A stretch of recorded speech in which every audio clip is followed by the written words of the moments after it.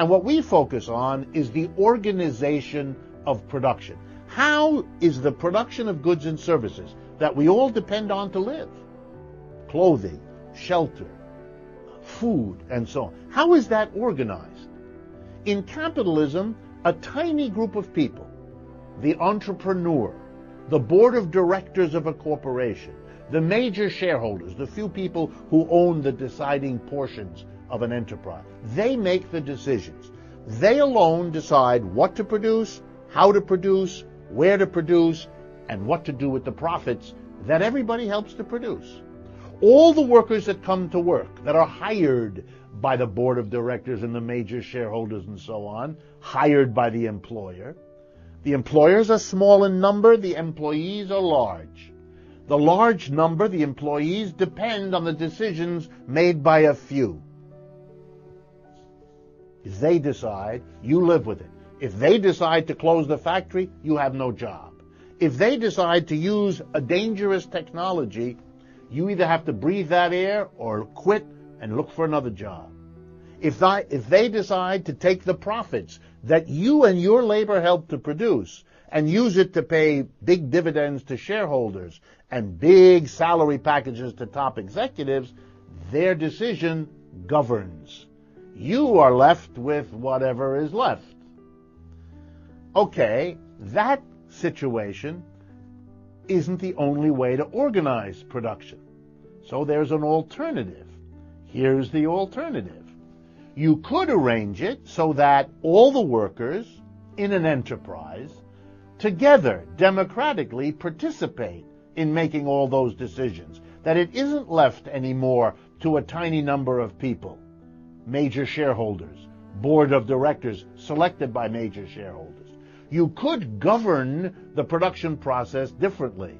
It could be a community, democratic decision-making. And the critique of capitalism has always focused on these three: on private ownership, on social ownership as an alternative, on markets and on planning as an alternative, and on a top-down, undemocratic, hierarchical organization of production, which is capitalist, versus a collective and democratically run enterprise by the workers in it, which is the alternative. And criticism has been on that. So let me begin, and we won't finish it today, and we'll carry it over a little bit more. The subject of a critique of capitalism is certainly important because we want to be a healthy society. And in a healthy society, the critics of the economic system we live under have to be heard and have to be encouraged so that we can compare those who celebrate it and the reasons they give and those who criticize and the reasons they give. It is an unhealthy society that bans either one.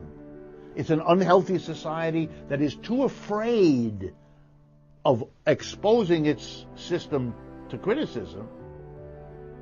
That kind of a society is headed for trouble. And we've lived in that kind of society for the last half a century, in which the criticism of capitalism, instead of being something we want to have as a healthy society should, has attempted to be banned as somehow a brand of disloyalty, as somehow a brand of not being a good American. Clever game to play, good way to try to shut people up. But in the end, we lose, because if we don't have critics, we don't identify flaws, failures, problems. And you know, if you don't identify them early, they get worse. We've talked about that. So let's begin. One of the things that's been criticized about capitalism is precisely that the ownership of the means of production, the ownership of the enterprises, is private. Why is that a problem? Well, the argument is simple. If it's privately owned, it will be used to advance and advantage the private owner. That is, the private owner of a piece of land will use it, most of the time, in a way that's best for him or her, and not necessarily in the way that is best for the community as a whole. It's easy to give you an example. Imagine a piece of land. The piece of land could grow food for a hungry community, or it could be an open piece of land where the wealthy person who owns the land can go fox hunting, riding a horse and dressed in a lovely red outfit. Under the private ownership of the means of production, the owner of that land has the right, protected by the law, to withhold that piece of land from being made available to produce goods for people to eat, and to use it instead for his private enjoyment. That's what private ownership, private enterprise means.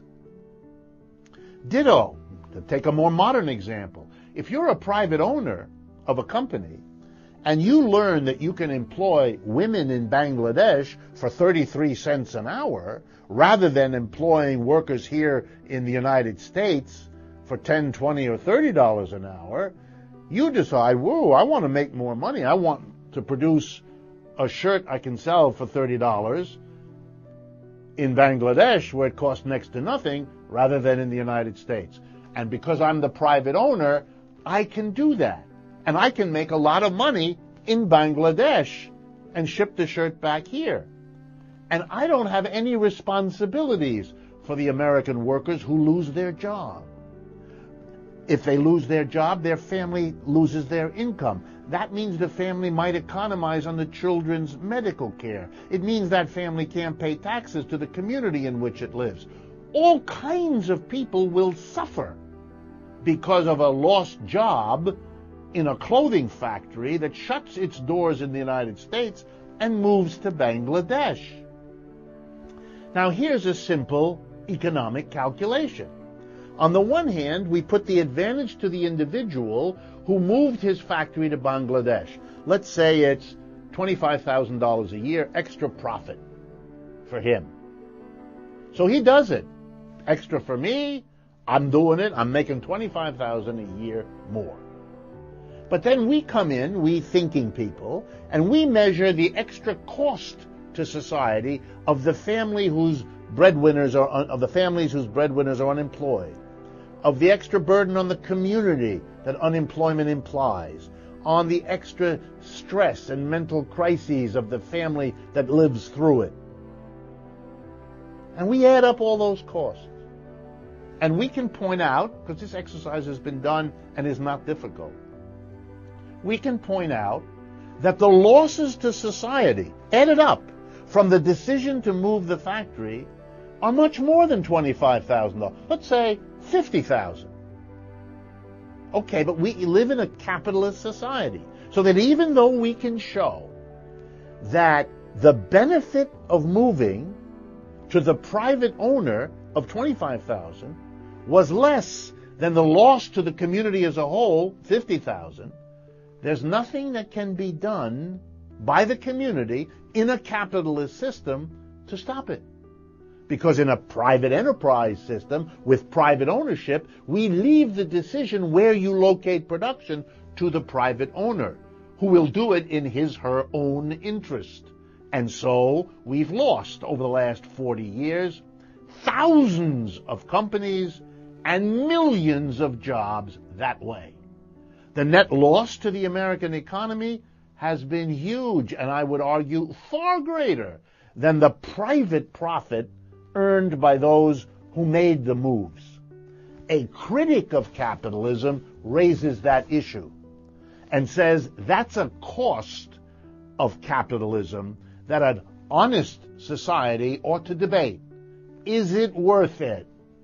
Are the gains we think we get from private capitalism worth the losses we suffer in the example I've given you?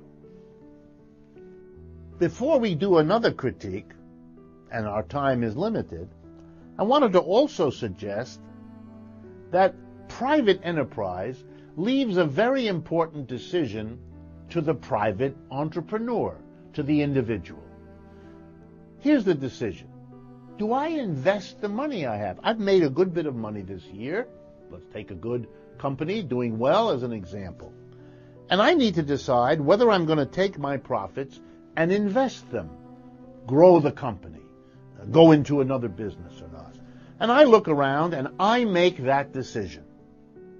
If I decide to invest, then the question is, where do I decide to invest? I might decide to invest in China. Then it means lots of good jobs for people in China. If I decide to invest in Australia, it means jobs in Australia. If I decide to invest in New York City, it means jobs there. In other words, the jobs, the lives, the families, the communities, the very countries around the world depend on decisions